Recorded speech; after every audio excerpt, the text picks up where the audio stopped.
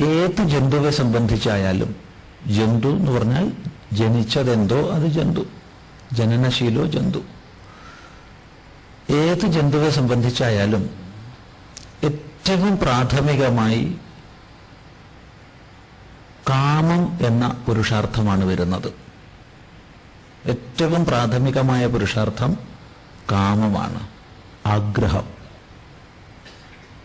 എന്തിനുള്ള ആഗ്രഹം? ഇരയ്ക്കും ഇണയ്ക്കും വേണ്ടിയുള്ള ആഗ്രഹം.